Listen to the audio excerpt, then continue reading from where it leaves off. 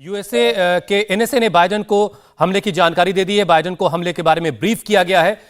US के राष्ट्रपति को इस हमले के बारे में जो यूएस के एनएसए उन्होंने जानकारी दे दी है। मतलब यह कि अब तक की जो तमाम कूटनीति थी वो एक तरह से फेल कही जा सकती है मीनाक्षी, और अब युद्ध नीति के बारे में सारी बात हो रही है, इसलिए राज कादियान साहब को अब इस डिबेट में जोड़ लिया जाता है। राज कादियान साहब, जहां पर अब रूस और यूक्रेन खड़े हैं, अगर यह हमला है तो क्या इसके आगे और एस्केलेशन बहुत ज्यादा तेजी से बढ़ेगा, या अभी भी कुछ ऐसी गुंजाइश आपको दिखती है कि दोनों देश कुछ संयम से काम लें तो एक बड़े युद्ध को टाला जाए? ये पहली बात तो ये है, जो भी कुछ हुआ है, जो रूस ने किया है, वो अचानक नहीं हुआ।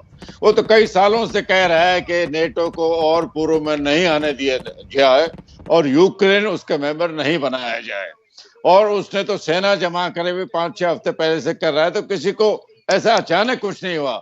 बाइडेन बार बार वो सैंक्शन की बात करते आ रहे हैं। सैंक्शन तो पुतिन ने भी सोचा होगा सैंक्शन लगेंगे, और उसने ये अपनी प्लानिंग में इसका हिसाब भी किया होगा।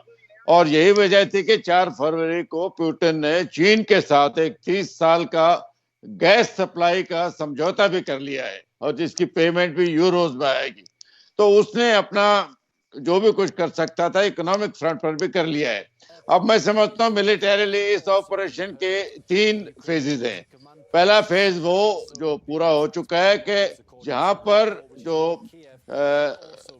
सेपरेटिस्ट थे, जो रशिया के सपोर्टर हैं, जिनकी रशिया मदद कर रहा था लेकिन कोवर्टली, चोरी छिपे, वो इलाका जो उनके कंट्रोल में, वहां तक रशियन सैनिक आ जाए, वो फेज 1 हुआ। दूसरा फेज 2 कि ये लुहांस और दोनेत्स्क की जो बाउंड्री है वो और भी पश्चिम में है, पूरा इलाका सेपरेटिस्ट के काबू में नहीं था, वो वहां तक जाए।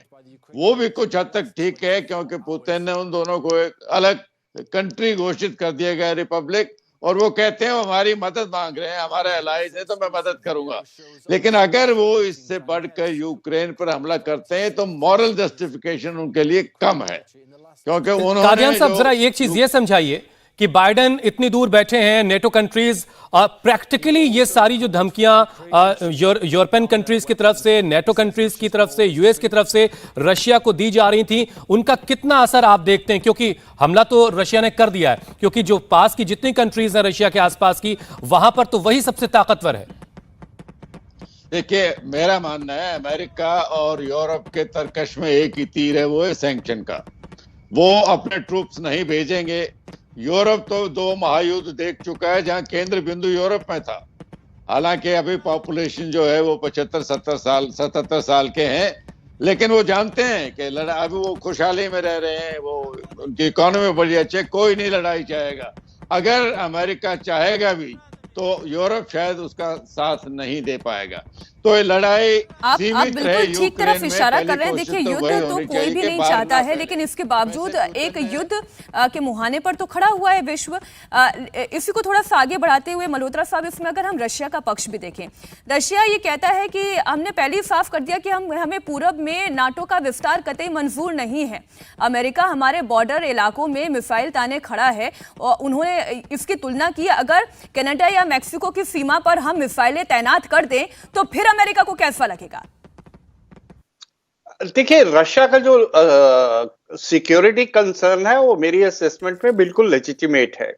आप एक तरफ हम सॉवरेनिटी की बात कर सकते हैं कि यूक्रेन का सॉवरेन डिसीजन है कि वो नेटो ज्वाइन करे या कोई दूसरी ऑर्गेनाइजेशन ज्वाइन करे, लेकिन फिर हमें प्रिंसिपल ऑफ इनडिविजिबल सिक्योरिटी को भी ध्यान में रखना पड़ता है।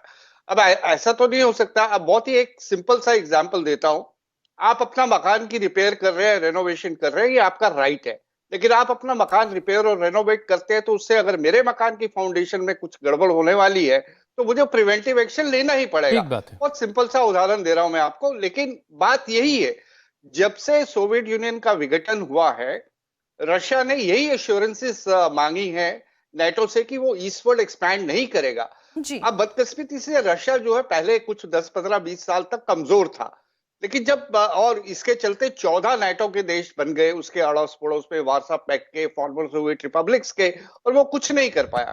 2008 में जब उन्होंने अनाउंस किया कि जॉर्जिया और यूक्रेन भी नाटो में शामिल होंगे किसी ना किसी दिन, तो रशिया ने, पुतिन तब तक आ चुके थे वहां 8-10 साल से, और बहुत एग्रेशन दिखाया उन्होंने। जी। और आज जो हो रहा है ये रिपीट है 2008 में जो जॉर्जिया में हुआ था।